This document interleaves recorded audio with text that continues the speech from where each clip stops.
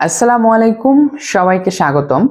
আজকের ভিডিওতে আমি প্রণালী ও খাল সম্পর্কে আপনাদের মাঝে আলোচনা করব।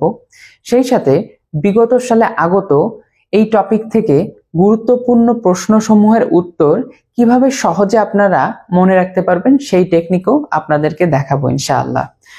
তো প্রণালী হচ্ছে দুটি নদী বা সমুদ্র সংযোগকারী সংকীর্ণ জলপ্রবাহ বা ধারা।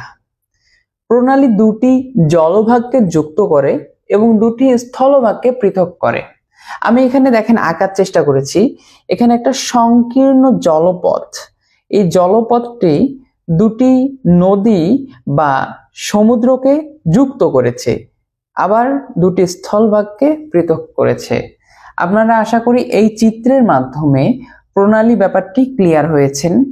তো প্রণালী এবং খাল থেকে বিভিন্ন প্রতিযোগিতামূলক পরীক্ষায় আমরা প্রায় প্রশ্ন আসতে দেখি।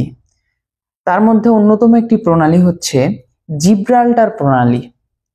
আরব সেনাপতি তারিক জিব্রাল্টারের নাম থেকে এই প্রণালীর নামকরণ হয়েছে। জিব্রাল্টার প্রণালী ভূমধ্যসাগর ও আটলান্টিক মহাসাগরকে যুক্ত করেছে। জিব্রাল্টার প্রণালী স্পেন ও মরক্কোকে পৃথক করে। স্পেন ইউরোপ মহাদেশে, মরক্কো আফ্রিকা মহাদেশে। এভাবে যদি আমরা সরাসরি মুখস্থ করি সেই ক্ষেত্রে আমরা অনেক সময় এটা খুব দ্রুত ভুলে যাই। এজন্য কিছু টেকনিক ফলো করে আপনাকে এই জিনিসগুলো মনে রাখতে হবে। আমি এখানে একটা টেকনিক লেখার চেষ্টা করেছি। মরক্কো ও স্পেনে জেব্রা পাই, অর্থাৎ মরক্কো এবং স্পেনকে পৃথককারী প্রণালী হচ্ছে জিব্রাল্টার প্রণালী। আমরা এখানে জেব্রার মাধ্যমে জিব্রাল্টারকে বুঝিয়েছি। তো আপনারা এভাবে সুন্দরভাবে মনে রাখতে পারবেন। পরবর্তী আরেকটি গুরুত্বপূর্ণ প্রণালী হচ্ছে বাবেল মানদেব প্রণালী।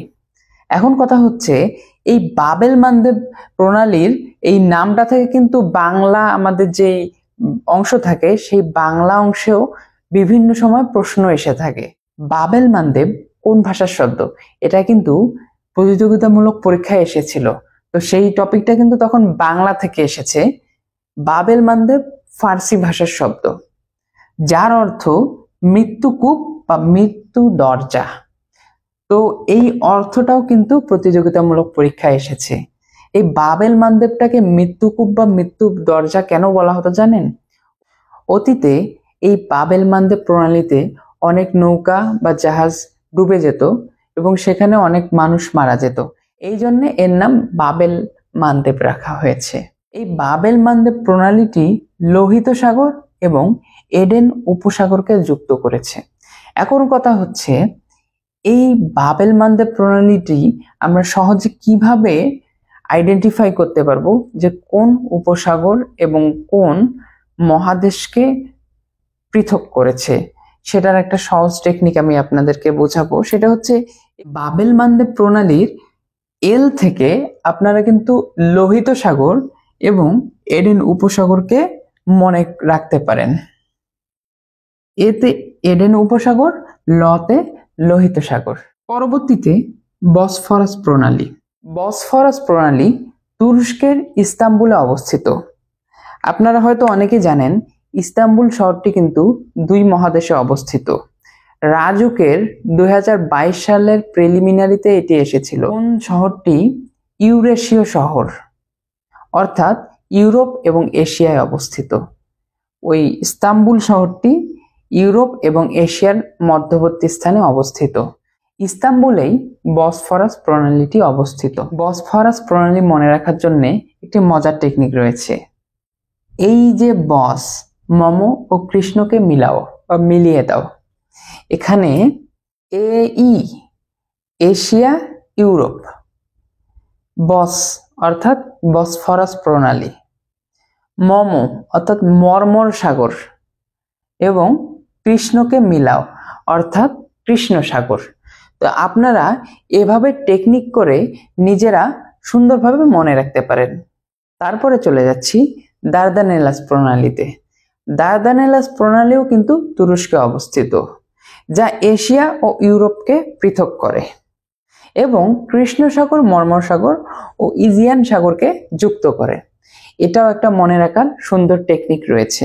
সেটি হচ্ছে এই যে দাদা মরমর করছে, ধরেন কারো দাদু বয়স্ক মানুষ মৃত্যুশয্যায় আছে, তো সেই ক্ষেত্রে আমরা যদি কথাটা এভাবে ভাবি যে এই যে দাদা মরমর করছে, এখন এই যে এতে এশিয়া, ইতে ইউরোপ, এই যে ইজিয়ান, এইতে ইজিয়ান ধরবেন, ইজিয়ান সাগর, দাদাতে দার্দানেলাস প্রণালী এবং মরমরতে মরমর সাগর।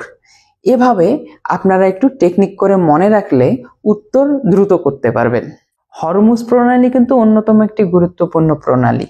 হরমুজ প্রণালী আরো একটি মজার টেকনিক দ্বারা আমরা মনে রাখতে পারি, সেটি হচ্ছে আই।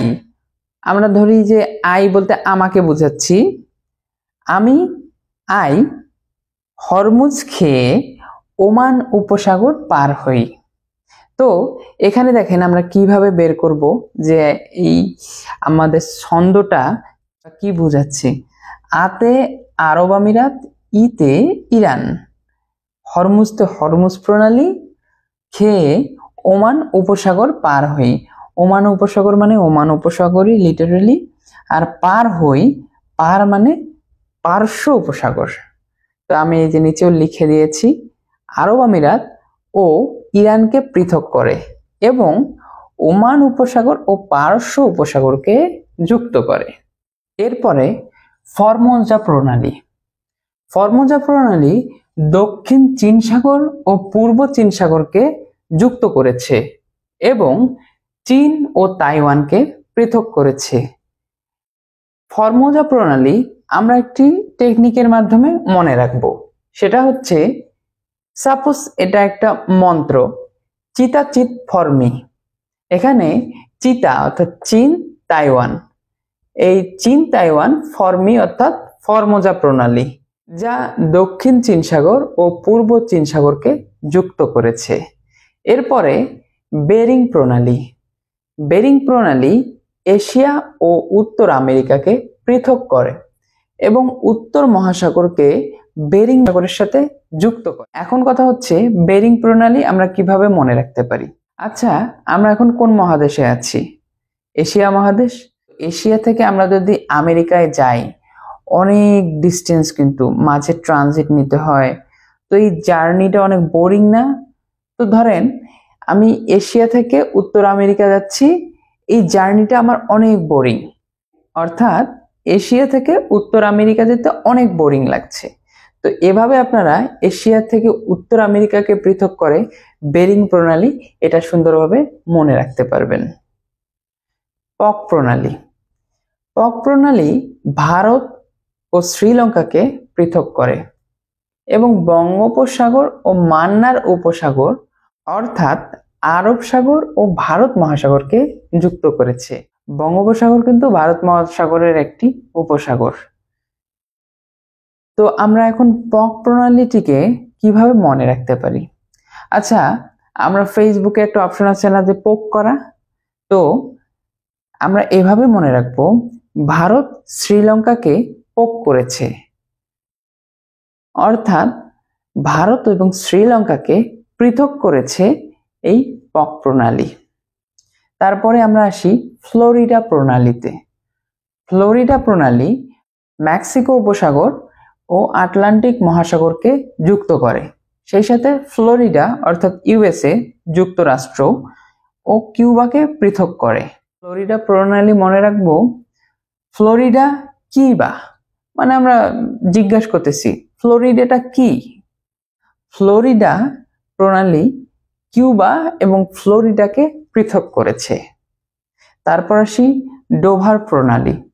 ডোভার প্রণালী যুক্তরাজ্য অর্থাৎ ইংল্যান্ড ও ফ্রান্সকে পৃথক করে এবং উত্তর মহাসাগর ও ইংলিশ চ্যানেলকে যুক্ত করে। ডোভার প্রণালীর মাধ্যমে কিন্তু ইংলিশ চ্যানেল টপিকটাও আপনি বুঝতে পারবেন। ডোভার প্রণালীটা কিন্তু ইংলিশ চ্যানেলের মধ্যে অবস্থিত। ডোভার প্রণালী কিভাবে আমরা মনে রাখতে পারি? ফ্রান্স ও ইংল্যান্ডের মাঝে একটা ডোবা রয়েছে। ডোবা বলতে আমরা কি বুঝি? ডোবা, নর্দমা, এই টাইপের কিছু, তাই না? এরপর মালাক্কা প্রণালী। মালাক্কা প্রণালী বঙ্গোপসাগর ও জাভা সাগরকে যুক্ত করে এবং ইন্দোনেশিয়া ও মালয়েশিয়াকে পৃথক করে। মালাক্কা প্রণালী আমরা কোন টেকনিকের মাধ্যমে মনে রাখতে পারি? এখানে আমি অলরেডি লিখেছি সুমা বঙ্গে জাভে, অর্থাৎ মনে করেন আমরা জাভে কথাটাকে জাভে হিসাবে ধরলাম। সুমা বঙ্গে জাভে, এখানে সুতে সুমাত্রা দ্বীপ, মাতে মালয়েশিয়া, বঙ্গে অর্থাৎ বঙ্গোপসাগর, জাভে অর্থাৎ জাভা সাগর। তো বঙ্গোপসাগর ও জাভা সাগর, এটা সুমাত্রা, আমরা কিন্তু জানি সুমাত্রা দ্বীপ কিন্তু ইন্দোনেশিয়ায় অবস্থিত। এটার মাধ্যমে ইন্দোনেশিয়া বুঝে নেবেন, আর মাতে মালয়েশিয়া। তো আমি আশা করি আপনারা বুঝতে পেরেছেন। এরপর আমরা আসি পানামা খালে। পানামা খাল কিন্তু অন্যতম একটি গুরুত্বপূর্ণ খাল। এটি সম্পর্কে, পানামা খাল সম্পর্কে প্রতিযোগিতামূলক পরীক্ষায় প্রায় প্রশ্ন এসে থাকে। পানামা খাল উত্তর আমেরিকা ও দক্ষিণ আমেরিকাকে পৃথক করে এবং প্রশান্ত মহাসাগর ও আটলান্টিক মহাসাগরকে যুক্ত করে। এখন কথা হচ্ছে, আমরা পানামা খাল কোন টেকনিকের মাধ্যমে মনে রাখতে পারি? উত্তর দক্ষিণ আমেরিকায় পান খাওয়া নিষেধ, এর মাধ্যমে আমরা কি বুঝি? পানামা খাল উত্তর ও দক্ষিণ আমেরিকাকে পৃথক করে। এরপর সুয়েজ খাল। আপনারা নিশ্চয়ই সুয়েজ খালের নাম শুনেছেন।